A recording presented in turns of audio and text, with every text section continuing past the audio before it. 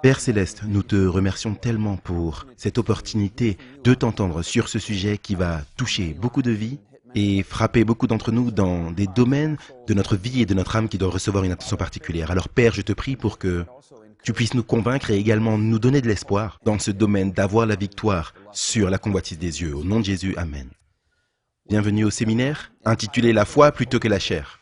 Il y a à peu près 2 ans, lorsque je finissais le contenu de l'effet des médias sur le cerveau. Et dans ce séminaire, nous parlons de la publicité, de la musique, d'Hollywood, de Madison Avenue, toutes ces choses. L'un des sujets que nous avons un tout petit peu abordé, c'était l'industrie pornographique. Et même il y a 2 ans, lorsque j'ai vu ce sujet, je me suis dit, celui-là sort du lot et mérite son propre séminaire. Il nous faut l'analyser lors d'un séminaire entier. Et donc, ayant mis un peu de temps de côté pour faire cela, je me suis dit peut-être que je vais une session ou 2 sur le sujet plutôt que juste une partie dans l'effet des médias sur le cerveau. Mais ce sujet a explosé sous mes yeux. Alors que j'avais étudié en profondeur le sujet de l'addiction à la pornographie, comment le cerveau fonctionne, des principes pour la guérison, le rétablissement et avoir la victoire. Cette chose a explosé en un séminaire de 6 parties intitulé Une plus grande convoitise. Donc ce que vous allez entendre, c'est quelques-uns des moments importants, à peu près 2 heures de nos 2 sessions ici, qui vont résumer beaucoup des idées importantes de la série en 6 parties intitulée Une plus grande convoitise. Donc nous appelons cette session la foi plutôt que la chair. Et si vous voulez la victoire, si vous voulez des principes et une stratégie et un vrai plan d'attaque pour savoir comment aller de l'avant et avoir la victoire sur la convoitise des yeux, la plus grande partie de cette série en DVD inclura cela. Nous allons commencer ici cependant, en regardant à votre cerveau. Votre cerveau ne représente que 2% de votre poids total, mais il utilise 20% de l'énergie du corps. Donc est-ce que vous réalisez ce que ça veut dire? Le cerveau utilise 10 fois plus d'énergie que le reste du corps. Seulement 2% de la masse totale, mais il utilise 20% de l'énergie du corps. C'est un espace très très important, le cerveau, mais pas que. Les neurones propulse des messages au cerveau à la vitesse de 400 km par heure. Les scientifiques nous disent que le cerveau est plus complexe que tout notre système solaire. Le cerveau contient des centaines de milliards de neurones, et si vous regardez chacun de ces neurones, chacun a la possibilité de se connecter avec des milliers d'autres neurones distincts. Maintenant, il a été estimé par les scientifiques du cerveau, ils ont dit il y a la possibilité hypothétique que il puisse y avoir 40 quadrillions de connexions neuronales dans le cerveau. Et ça, c'est tellement un nombre qui est incompréhensible. 40 quadrillions, qu'est-ce que ça représente? Je ne peux même pas commencer à le comprendre. Et donc, j'ai fait quelques recherches pour voir à quoi ressemblent 40 quadrillions.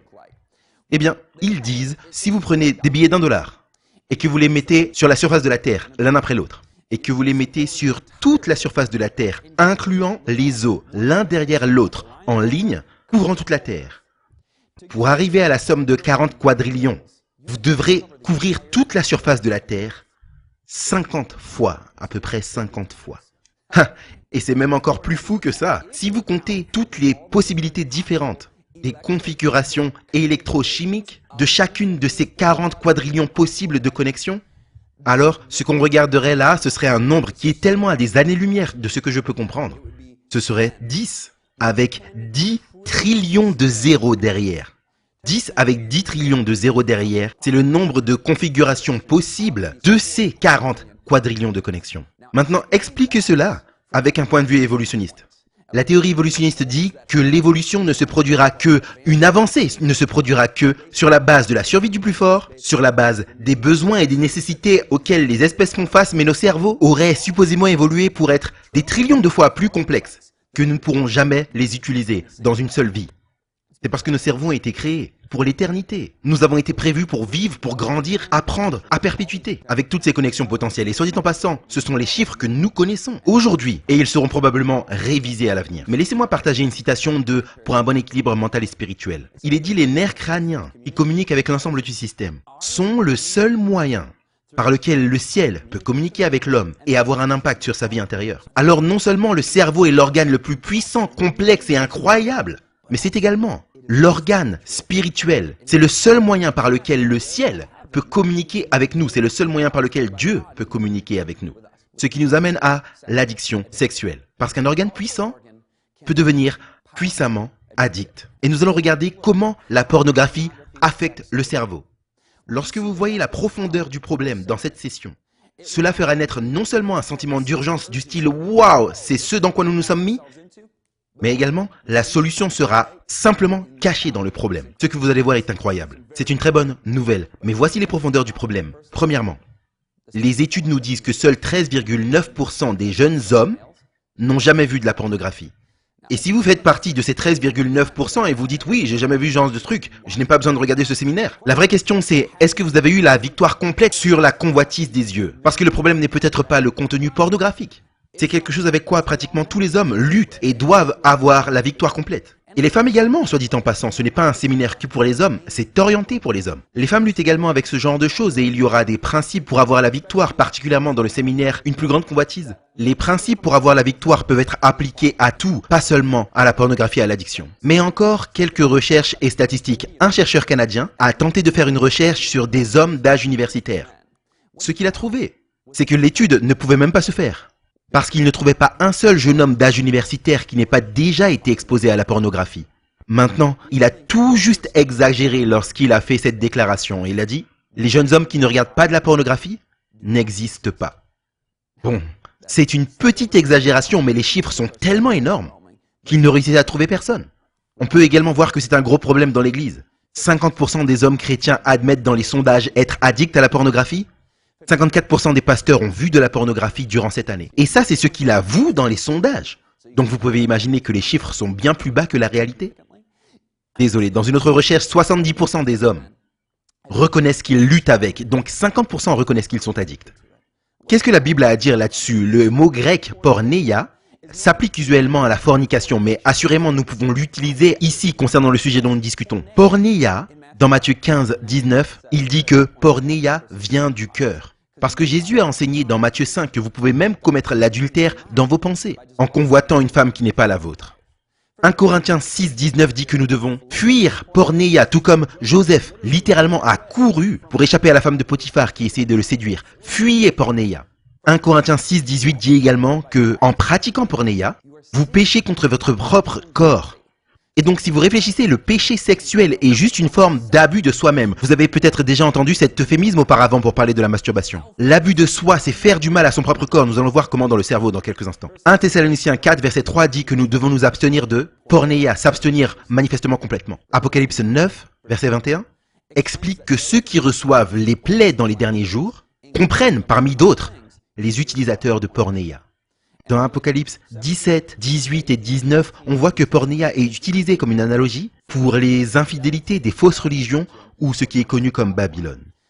Maintenant, la majorité des hommes luttent avec ça. Comment nous sommes-nous mis là-dedans? Cela a vraiment été un plan délibéré. Ce n'est pas quelque chose qui arrive juste par accident. Tout comme l'agenda dans les médias, l'agenda dans l'enseignement scolaire que nous avons étudié. C'est quelque chose pour lequel le diable a établi un plan délibéré pour placer comme son atout, comme sa séduction des derniers jours. Et je vais vous dire l'histoire de cela. Retournons dans Nombre 25. Vous vous souvenez de ce qui s'est passé dans l'histoire du peuple de Dieu Israël? Dans Nombre 25, les Israélites sont tout juste à la frontière de Canaan, que Dieu leur avait promis et vers laquelle ils se dirigeaient.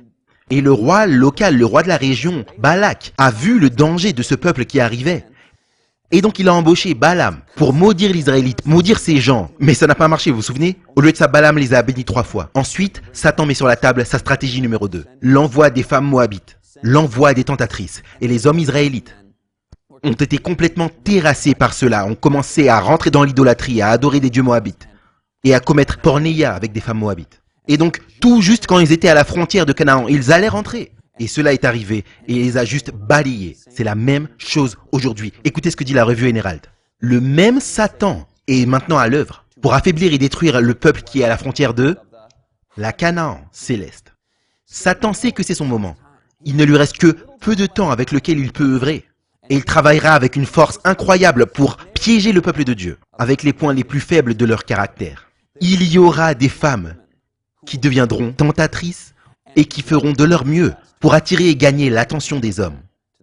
Et bien sûr, cela s'est accompli durant ces 130 dernières années. Depuis que cette citation a été faite, nous avons vu que cette prédiction s'est accomplie parfaitement. Y a-t-il eu des tentatrices? Est-ce que Satan a amené la tentation sexuelle alors que le peuple de Dieu est à la frontière de la Canaan céleste? Exactement comme Israël. Donc regardons à cette histoire. L'homme que vous voyez à l'écran, c'est Alfred Kinsey. Il est le fondateur de la révolution sexuelle dans l'histoire américaine qui a eu lieu dans les années 1960. Mais pas que ça, il est également l'auteur de le comportement sexuel masculin, le comportement sexuel féminin, connu sous le nom de rapport Kinsey. C'était les textes standards, c'était le dogme de la sexualité humaine dans les cercles académiques. Et ils sont absolument basés sur de fausses recherches. Vous pouvez tellement faire d'histoires sur Kinsey. Il avait l'habitude de faire des recherches sur des choses que je ne veux même pas mentionner. Vous pouvez vraiment être en problème par le simple fait d'étudier cet homme et son histoire, c'est tellement dégoûtant. Et il s'est accordé avec sa femme pour dire que tous deux pratiqueraient la promiscuité sexuelle. Hors de leur mariage, incluant l'homosexualité, il était la figure la plus importante dans ce qu'on pourrait appeler la normalisation de la sexualité immorale.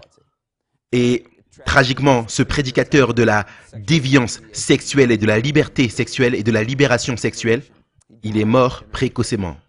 Et c'est biblique également, il est dit que ceux qui pratiquent l'immoralité sexuelle recevront la pénalité de leur perversion. Ce n'est pas un décret arbitraire.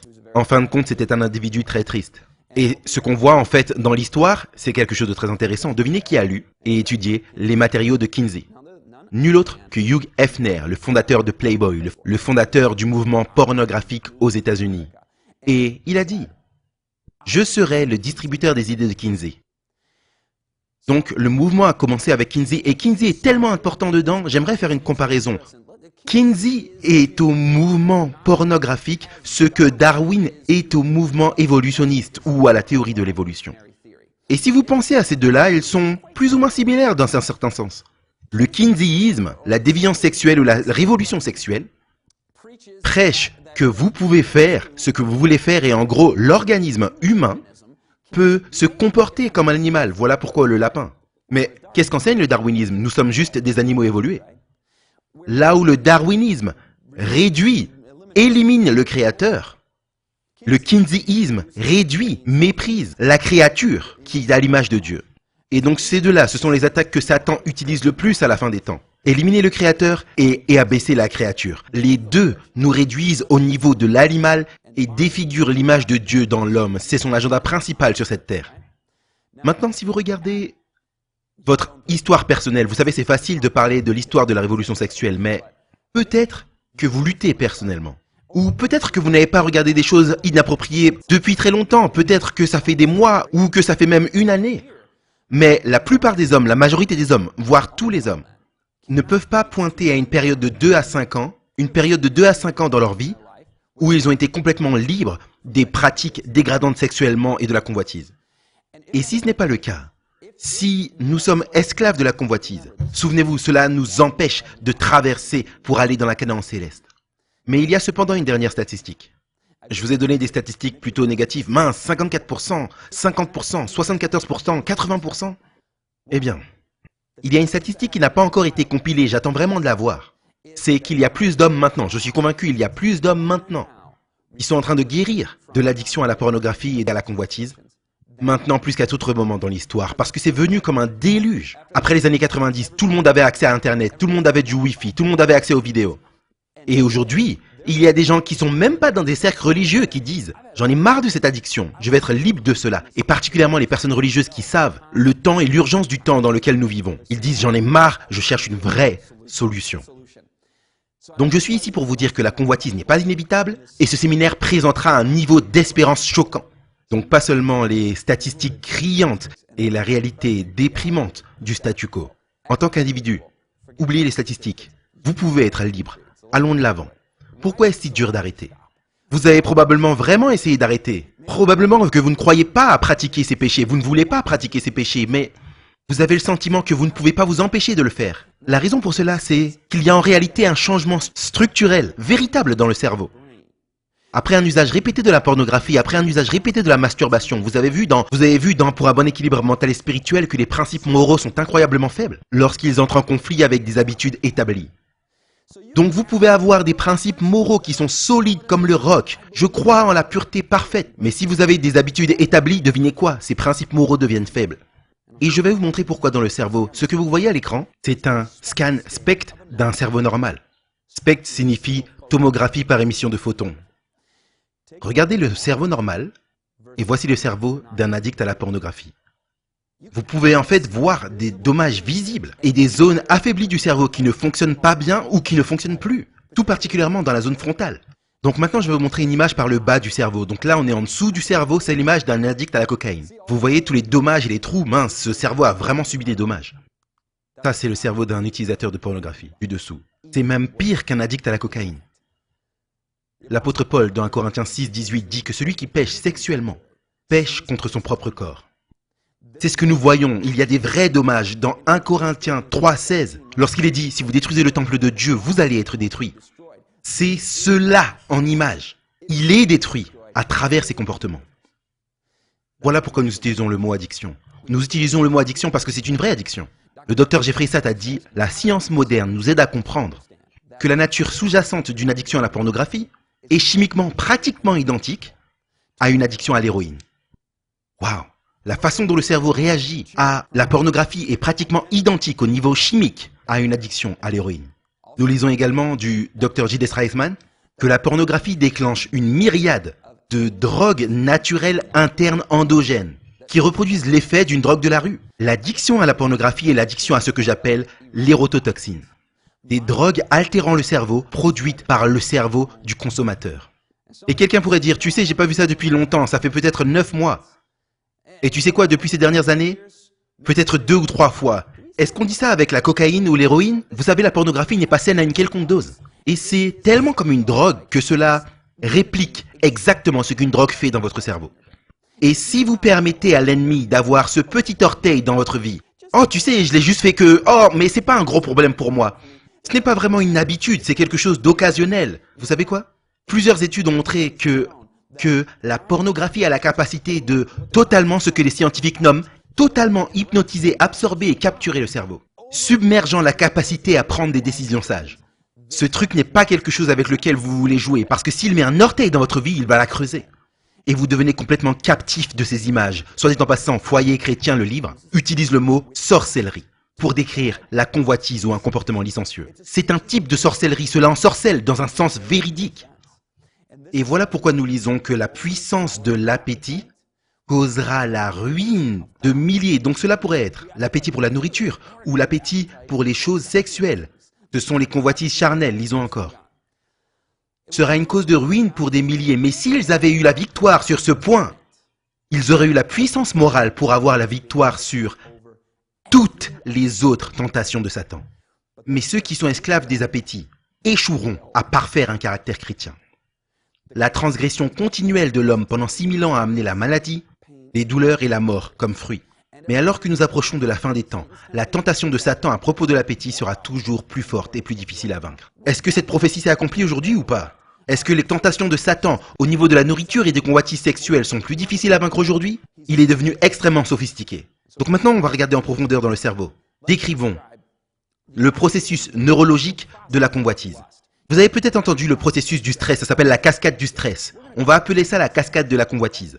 La première chose au niveau du cerveau qui arrive avec le désir sexuel se produit au niveau de l'hypothalamus. Cette zone est une zone instinctive dans le cerveau. C'est la zone des impulsions du cerveau. Donc le désir pour la nourriture, pour l'eau, pour le sexe, tout se trouve là dans l'hypothalamus. Soit dit en passant, n'est-il pas intéressant que Jésus ait dit qu'au jour avant le déluge, les gens mangeaient, buvaient et donnaient en mariage. Mangeaient, buvaient et des choses sexuelles qui font partie du mariage, pas vrai? Mais c'était des mariages intempérants. Les fils de Dieu regardaient aux filles des hommes, ah elles sont magnifiques. Et donc ils se mariaient basés sur leurs préférences personnelles et leurs désirs, plutôt que de savoir ce qui est sage et ce qui est approprié. Donc le sexe, la nourriture et la boisson. C'est ce qui se passait avant le déluge. Et donc Jésus a dit dans Matthieu 24, tout comme il en était au jour de Noé, de même il en sera au jour du Fils de l'homme. Les gens mangeaient, buvaient, donnaient en mariage et se mariaient. Pourquoi mentionnent-ils ces trois ensemble? Nous savons maintenant scientifiquement. L'hypothalamus est le centre interne des impulsions qui dit oui, ça c'est bon, oui, ça c'est bon, oui, ça c'est bon. Et soit dit en passant, ce sont des choses qui sont liées à la survie et la sexualité, liées à la procréation, qui fait partie du plan de Dieu pour l'intimité. Donc ces choses ne sont pas du tout mauvaises en soi. Mais si ce sont des désirs qui nous contrôlent, si comme au jour du déluge nous sommes intempérants, alors nous avons un problème. Mais voici le truc. Le désir, en lui-même, n'est pas mauvais, mal, péché. C'est instinctif dans l'hypothalamus, ok? Donc ne vous dites pas « Oh, pourquoi suis-je attiré par des membres du sexe opposé ?» ou bien « Pourquoi lorsque je regarde de la nourriture, j'ai envie de la manger alors que ce n'est pas l'heure du repas ?» Le désir initial n'est pas un péché, c'est ce que nous en faisons. Et nous allons regarder au processus de la cascade de la convoitise en entier. Mais souvenez-vous, l'hypothalamus, Dieu nous l'a donné pour une raison. Il veut que nous puissions avoir du plaisir dans la nourriture. Il veut que nous puissions vivre la sexualité dans un contexte approprié et nous réjouir de la femme de notre jeunesse. Mais, voici où nous allons à partir de là. Une fois que les yeux se fixent sur une image, le premier endroit où cette image s'arrête s'appelle le LGN. Vous voyez cette affiche? Vous voyez cette image, ce magazine, cet écran, l'image sur l'ordinateur. Dans le thalamus se trouve le CGL. C'est également comme ça par défaut et pas vraiment plastique. Soit dit en passant, lorsqu'on dit plastique, on veut dire qu'il peut changer facilement. C'est la possibilité que les neurones soient déroutés et qu'on puisse retrouver de la maîtrise de soi. Ce n'est pas vraiment le cas avec cette première zone. C'est la zone dans le cerveau qui vous fait dire oui, ça c'est bon. Oui, ça c'est bon. C'est comme quand vous voyez ce dessert qui donne envie. C'est dès le début, dès que vous le voyez. Et bien sûr que vous allez le voir. Et d'ailleurs, il n'y a rien de mal avec ça. Le cerveau dit oui, ça c'est bon, après à vous de décider ce que vous allez faire avec ça. Et ça se passe dans le cortex visuel, le lobe occipital. Étape numéro 2, après s'être arrêté dans le CGL comme point d'entrée, c'est là où nous allons traiter l'image visuellement. En fait, dans la partie arrière du cerveau, là, se trouve le lobe occipital. Et l'œil capte cette image, ou bien vous l'imaginez, si vous l'imaginez, c'est exactement la même chose. Vous visualisez ou vous voyez, il y a une activité au niveau du lobe occipital. C'est une zone où on peut avoir un certain contrôle, n'est-ce pas? Parce que vous pouvez choisir. Vous savez, ce moment d'une milliseconde où le thalamus et le CGL disent « Oh oui, ça c'est bon ». Vous pouvez dire « Oh oui, ça c'est vraiment bon et j'aimerais continuer à regarder des choses qui ne sont pas saines, raisonnables, bonnes et qui glorifient Dieu ». Ou vous pouvez choisir de tourner les yeux directement. On va aller plus en détail là-dessus dans juste un instant. Mais une fois que vous êtes engagé maintenant, une fois que vous avez le lobe occipital qui s'est allumé, que vous regardez, que vous contemplez, que vous appréciez cette image, la cascade de la convoitise est engagée. C'est comme si on appuyait sur l'accélérateur dans la voiture. Et vous êtes à fond sur l'autoroute. Et il y a de hautes rambardes de sécurité de chaque côté de l'autoroute. C'est le chemin neuronal dans votre cerveau qui est engagé. Et soit dit en passant, il y a peu de bretelles de sortie dans cette autoroute. Et vous n'en voyez aucune alors vous appuyez sur l'accélérateur. Maintenant les freins. C'est l'analogie, ok? Donc les freins, c'est le cortex préfrontal. Le cortex préfrontal, c'est là où vous pouvez prendre la décision de dire non à quelque chose. Le cortex préfrontal, c'est là où vous pouvez contrôler les pulsions. Maintenant, voici la chose incroyable. Retournons au diapo. Le processus physiologique qui est engagé. Si vous entrez dans la cascade de la convoitise, le rythme cardiaque est augmenté à 100 battements par minute. Et à ce moment-là, le cortex préfrontal s'éteint. De la cortisol et de la norépinéphrine sont libérés. Et vous êtes en mode de survie réactive.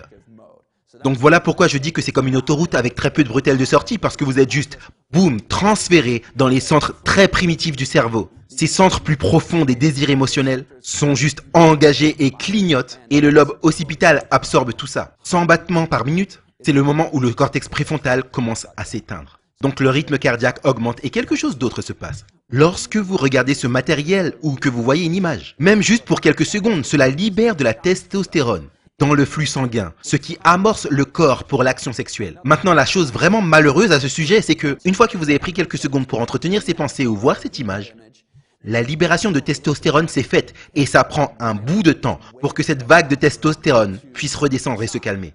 Et donc si nous invitons ces choses, nous ne faisons que recevoir, vague après vague, un tsunami de testostérone qui aura beaucoup plus de chances de mener à de l'inconduite sexuelle. Parce que nous avons invité cela sur nous. Quatrième étape, alors que vous contemplez cette image, ou pensez, pendant plus longtemps qu'une milliseconde, la tension de la pulsion au niveau de l'hypothalamus augmente et cela entraîne une étape extrêmement importante qui fait que l'amygdale est agitée. L'agitation de l'amygdale. Maintenant, l'amygdale est également le centre de la peur et de l'anxiété et également de la tension sexuelle. Donc lorsque l'amygdale est en feu, il demande et tambourine pour une réponse et dit « fais quelque chose, fais quelque chose ». Et donc l'amygdale est en feu, il explose, il pousse, parce que vous avez contemplé et invité les images qui ont libéré de la testostérone, lobe frontal éteint, rythme cardiaque à 100, et donc l'amygdale dit, faisons quelque chose avec ça.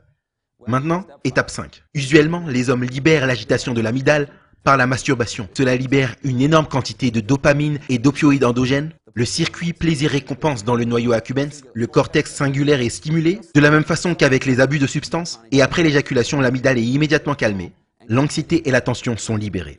Donc l'amygdale tambourinait pour l'avoir, et il l'a reçu. Donc c'est la cascade de la convoitise avec laquelle les hommes luttent, à un degré élevé. Maintenant, le résultat de cela, l'étape suivante, c'est que la norépinéphrine enregistre cette chose qui a excité initialement en mémoire pour se le rappeler plus tard. Donc le cerveau dit « Waouh, c'était vraiment une expérience super que j'ai eue. Cela m'a donné beaucoup de plaisir. » Et c'est l'aire du cerveau qui s'appelle le réseau de science. C'est là où est défini ce qui est bon et utile, ce qui était important et qui vaut le coup de se rappeler, c'est ce que signifie saillant. Et donc il définit que ce qui était important et bon, on en veut encore plus. Donc ce qui a excité initialement, l'association, les déclencheurs sont enregistrés dans le cerveau. Et le cerveau, lorsqu'il le voit encore, il dit « Oh oui, ça encore, on recommence. » C'est un événement physiologiquement et émotionnellement important. Eh bien, comment on empêche la cascade de la convoitise de se produire? C'est une grande question. Eh bien, c'est aussi simple que ça. Ne regardez pas plus longtemps que 7 millisecondes. Ne regardez pas une deuxième fois. Détournez vos yeux immédiatement de cela. Mais plusieurs consommateurs de porno ont essayé. Beaucoup d'addicts à la convoitise ont essayé. Ah, je vais serrer les dents et je vais essayer très très fort. Mais ton essayer très fort a tout simplement échoué. De manière épique, et il y a une raison à cela. J'aimerais faire une petite expérience avec vous maintenant. Essayez de ne pas penser à une ânesse avec un ruban rose dans les cheveux. Et c'est un exemple bête, parce que maintenant tout le monde a l'image d'une ânesse avec un ruban rose dans les cheveux. Et donc si vous vous dites, je vais essayer de ne pas penser à quelque chose, vous pensez à ce quelque chose. Jésus dit, si un démon est chassé d'un homme, et que la maison n'est pas remplie, et si elle est juste balayée et mise en ordre, le démon va prendre cet autre démon plus méchant que lui-même pour occuper cette maison. Donc le message c'est, assurez-vous de remplir votre esprit avec autre chose. Assurez-vous de détourner le regard et de méditer sur quelque chose de sain et d'élevé, de faire autre chose physiquement, de ne pas essayer de ne pas y penser. En fait, si vous essayez d'avoir la victoire, une habitude, en tout genre, une addiction, ne le voyez pas tellement comme « je vais arrêter de faire cela ». Si vous le voyez comme « arrêter de faire quelque chose », alors ce quelque chose est toujours ce à quoi vous pensez, pas vrai ? Dites-vous, voici ce que je vais faire à la place. Nous devons détourner ces chemins neurologiques vers autre chose. Et si nous ne faisons pas cela, si nous ne faisons qu'essayer de ne pas, nous allons échouer. Remplissez immédiatement l'esprit avec quelque chose d'autre. Vous avez également besoin de vous calmer. Et l'un des moyens de vous calmer, c'est une respiration appropriée. Donc cette image arrive, vous détournez le regard, vous remplissez l'esprit avec autre chose. Soit dit en passant, il y a 3 heures de solution. Je vous donne que des petits morceaux là. Mais il y a beaucoup plus qui peut être dit sur des choses avec lesquelles vous pouvez remplir votre esprit, des stratégies, des techniques. Mais l'une de ces techniques, c'est... Prenez une respiration profonde, une très bonne respiration profonde. Respirer correctement est quelque chose que nous ne faisons pas dans notre société super rapide, super stressée. Nous ne respirons pas correctement. Et c'est problématique parce que cela fait que le cerveau ne fonctionne pas correctement. Lorsque le cerveau n'a pas une oxygénation appropriée, le cortex préfrontal ne va pas être aussi bon pour... Chut! Appuyez sur le frein, prenons une bonne décision ici, exerçons de la maîtrise de soi. Donc cet oxygène nourrit vraiment le cortex préfrontal, mais l'oxygène fait également quelque chose d'autre. Une bonne respiration apaise les nerfs, nous lisons dans Ministère de la Guérison, page 272. Calme les nerfs, c'est tellement fascinant, c'est scientifiquement juste et ça date d'il y a 100 ans. Il y a un petit nerf au dos de votre cou qui s'appelle le nerf vague. Et lorsque vous prenez une respiration profonde, ce nerf se calme, ou, avec les paroles du ministère de la Guérison, s'apaise. Donc ce que nous avons entendu d'un lointain passé maintenant, nous le voyons démontré par la science. Prenez cette respiration profonde. Et pratiquer la respiration profonde n'est pas nécessairement quelque chose qui est connecté à la méditation orientale. Ce n'est pas ce dont nous parlons. Vous pouvez avoir l'esprit rempli de plein de choses, pas vider l'esprit, mais cependant, toujours respirer correctement. Et nous avons oublié de faire cela. Ma femme et moi, nous avons mis dans notre téléphone, chaque heure, une alerte pour nous rappeler et nous dire « Hey, est-ce que tu as passé une heure? Est-ce que tu as passé un long moment avec du stress ou de l'inquiétude en oubliant Jésus? Passe du temps en prière. Assure-toi de ne pas passer 1 heure sans une pensée pour Dieu. » Et donc, si vous avez ces moments de prière, assurez-vous que vous utilisez ces moments pour respirer correctement et avoir le bon oxygène. Et encore une fois, ce n'est pas de la méditation New Age, c'est quelque chose qui est très physiologique et spirituel alors que nous contemplons Dieu et pensons à lui. Donc l'addiction concerne le changement structurel dans le cerveau qui prend place. Et si c'est le cas, alors la clé pour la liberté serait d'avoir de nouveaux changements structurels, des nouveaux chemins pour remplacer les anciens. C'est juste une petite fenêtre vers le plus gros paquet de solutions que j'ai dans une plus grande convoitise. Mais laissez-moi vous donner une citation du Dr Strozer dans son livre « Câblé pour l'intimité ». Il dit « Si ce chemin corrompu peut être évité, de nouveaux chemins peuvent être créés. Nous pouvons établir des schémas sexuels sains où le flot est redirigé vers la sainteté plutôt que vers l'intimité corrompue. Par la redirection intentionnelle du flot neurochimique, le chemin vers la bonne pensée devient le chemin favori. et est établi comme une habitude mentale. En approfondissant le chemin de la sainteté, nous sommes libres de décider de faire ce qui est bien et droit, alors qu'ils deviennent une partie de notre nature. Donc littéralement, le vieux cerveau est remplacé par un nouveau, tout un paquet de nouvelles pensées et de connexions, une nouvelle carte du cerveau si vous voulez. Et la beauté de cela, soit dit en passant, je peux témoigner de cela dans ma propre vie. Scott Ritzman n'est pas un addict de la pornographie en convalescence, mais en tant qu'homme dans notre société, ayant grandi avec l'empreinte de ce qu'est la sexualité qui est tellement pervertie, tellement tordue que tu reçois de la culture autour de toi et de tes pairs, et tu finis avec des luttes, pas vrai? Et je peux dire qu'aujourd'hui, alors que je conduis pour aller à l'aéroport ou bien sur l'autoroute, et c'est, bien sûr, uniquement par la grâce de Dieu que je peux dire cette citation de l'esprit de prophétie qui dit « Si vous permettez à Dieu de travailler dans votre vie, les points faibles de votre caractère peuvent devenir les plus forts. » Le chemin de la sainteté, c'est comme ferme dans ce domaine, pas parce que j'ai fait quoi que ce soit. Et je peux dire à tous les hommes qui se disent « Non, c'est impossible, ça n'arrivera jamais. » Tu parles d'être pur sexuellement? Ça n'arrivera pas. Ça peut arriver et ça arrive lorsque tu détournes le regard et tu as ce sentiment de dégoût. Tu es en colère contre l'ennemi parce qu'il t'attaque de cette façon. Et cela fait également partie de la stratégie. Tu dis non merci et tu remplis ton esprit avec quelque chose d'autre. Et cela fera partie de toi. Le chemin de la sainteté deviendra de plus en plus fort. Et voici la promesse. Si le cerveau est assez puissant pour te rendre addict à un comportement, alors il est tout aussi puissant pour vous rendre, entre guillemets, addict à un nouveau comportement. De nouveaux schémas de pensée, complètement nouveaux, transformés par le renouvellement de votre intelligence. Écoutez cela pour un bon équilibre mental et spirituel. Si Christ est le thème de la contemplation, les pensées seront complètement séparées de tout objet qui conduirait à des actes impurs. L'esprit sera fortifié s'il demeure sur des sujets élevés. Si formé à passer par les canaux, c'est une phrase très intéressante, soit dit en passant, passer par les canaux, c'est neurologiquement juste. Maintenant nous savons qu'il y a des canaux ou des chemins, des circuits neurologiques dans le cerveau. Retournons à la citation. Si formé à passer par les canaux de la pureté et de la sainteté, il deviendra sain et vigoureux. Si formé à demeurer sur des sujets spirituels, il va naturellement prendre la même direction. Mais cet attrait des pensées pour les choses célestes ne peut être obtenu que si l'on exerce la foi en Dieu et si l'on s'appuie sincèrement et humblement sur lui, pour acquérir la force et la grâce nécessaires pour parer à toute éventualité. Une autre citation de Pour un bon équilibre mental et spirituel, nous lisons « Tous disposent moralement de leur libre arbitre, et en tant que tels, ils doivent entraîner leurs pensées pour qu'elles aillent dans le bon canal. La première œuvre de ceux qui veulent la réforme est de purifier l'imagination. Notre méditation devrait être telle qu'elle élève l'esprit.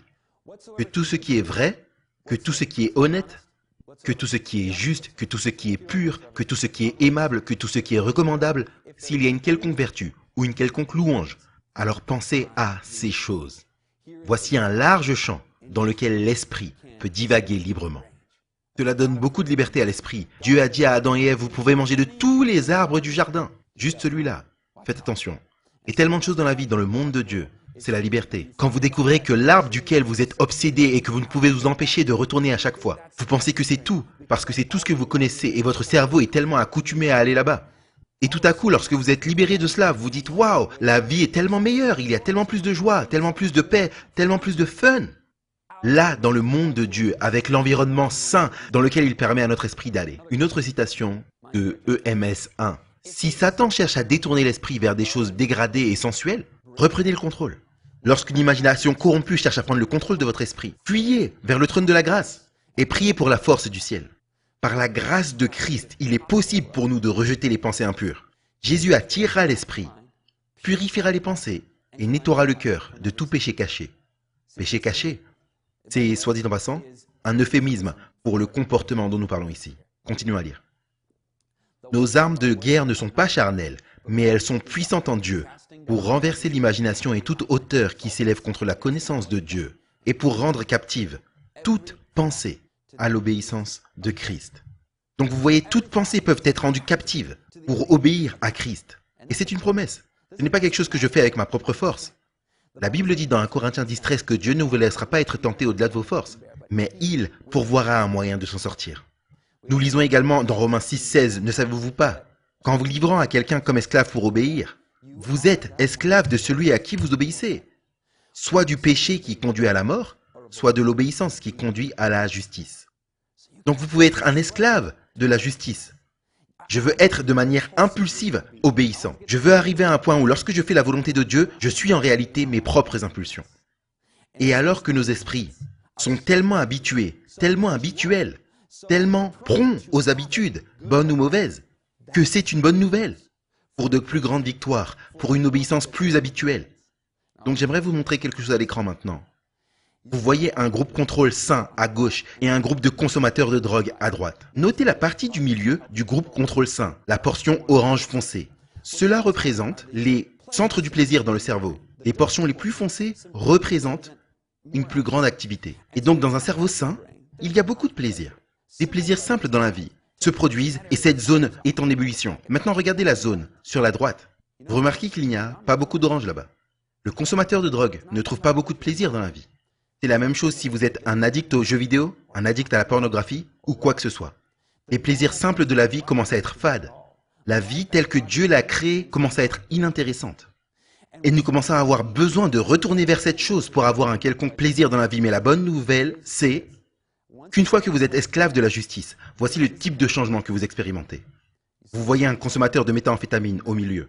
Un mois après l'arrêt de sa drogue. Mais regardez, à 14 mois d'abstinence de sa drogue, l'orange est revenu comparable au groupe contrôle sain. Et ses centres du plaisir s'allument de nouveau et il recommence à trouver le bonheur, la joie et la paix. La dopamine est libérée à nouveau dans son cerveau pour des choses comme la gratification différée ou bien la stimulation intellectuelle. Accomplir des tâches difficiles ou bien qu'importe ce que ça peut être. Nous reconstruisons les centres de plaisir et de motivation dans le cerveau. Alors que vous sortez de ces choses-là, alors que vous allez vers un cerveau complètement nouveau, une vie nouvelle, voici votre cerveau renouvelé. Ce à quoi le cerveau est censé ressembler. Et écoutez ça également de Câblé pour l'intimité. Le docteur Strauss nous dit, imaginez que vous puissiez être esclave neurologiquement de la pureté plutôt que du porno. Esclave de considérer la dignité de chaque individu plutôt que leur utilité pour vous.